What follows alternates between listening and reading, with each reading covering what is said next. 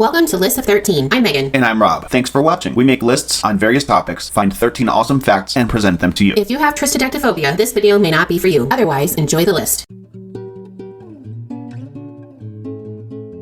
Paul Frederick Simon, born October 13th, 1941, is an American singer-songwriter. One of the most celebrated artists of the 20th century, Simon's career spans 6 decades. Born in New Jersey, Simon grew up in Queens, New York, and developed an interest in folk and rock music in his teens. Today we bring you 13 facts about Paul Simon you probably didn't know. Number 1. Simon was a high school baseball player with some of the best stats on the team. Well, that's a fun thing. I guess way back when, if he didn't hit it big with music, he could have become a baseball player. Maybe. He's a little small. A small bit tiny. Number 2. Simon can play a number of different instruments, including guitar, bass guitar, piano, and percussion. He is also a vocalist. Quite a good one, I might add. One of those people who could record an album all by himself if he had to. Number 3. Simon explains he loved the effortless sound of Chuck Berry's words, and he admits that he borrowed heavily from Berry's lyrical styling. Number 4. Simon met Art Garfunkel at the age of 11. They were classmates, performed together, and recorded many albums. Gotta love some Simon and Garfunkel for sure. Right? Especially Bridge Over Troubled Water. Right. Number 5. Simon said that he loves working with sounds and rhythms in search of the abstract moments that, if they hit the mark, create thoughts and feelings. That's pretty deep. It is. Really good songwriter, that Paul Simon. Number 6. When working on material for his latest album, So Beautiful or So What, Simon reached out to Bob Dylan with the idea that the pair, who toured together in 1999, would record a duet. Simon's overture for a collaboration went unanswered for reasons that he still can't figure out, and this seriously hurt his feelings. That's terrible. What if he has the wrong number for Bob Dylan and that's why it went unanswered? Either way, I think Paul Simon and Bob Dylan would have sounded amazing together, personally. I agree. We want to thank you again and tell you how much it means for you to watch this video. We would really appreciate if you would do some things to help our channel grow and reach more people. We would be so grateful for you to subscribe to the channel, like this video, ring the bell, and share this video with your friends. As a result, YouTube will share our video with more people. Number 7. Simon has fundraised for many causes, including AMFAR, formerly known as the American Foundation for AIDS Research, the Nature Conservancy, the Fund for Imprisoned Children in South Africa, Autism Speaks, and the Joe Torr Safe at Home Foundation, an organization to combat domestic violence. That is quite a few different organizations, and good ones, in my opinion. I agree. Number 8. Simon is a self-confessed sports nut and is an avid fan of the New York Rangers ice hockey team, the New York Knicks basketball team, and the New York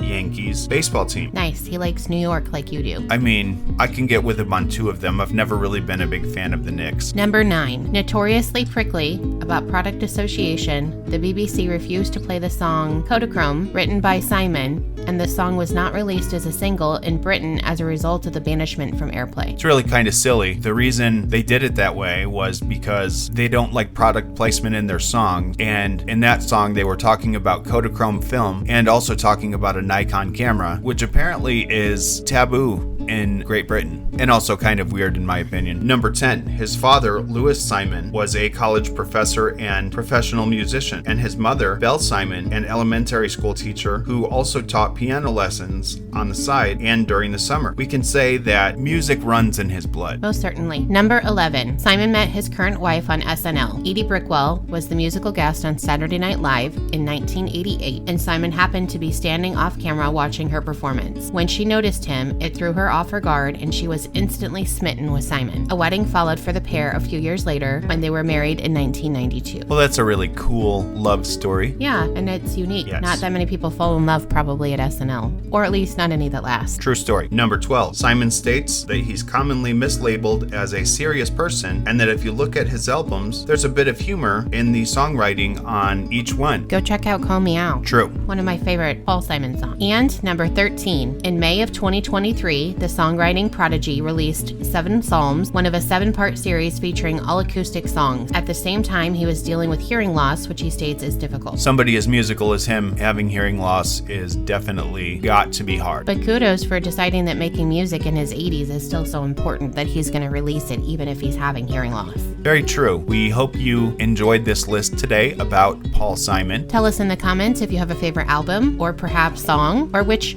fact you found most interesting.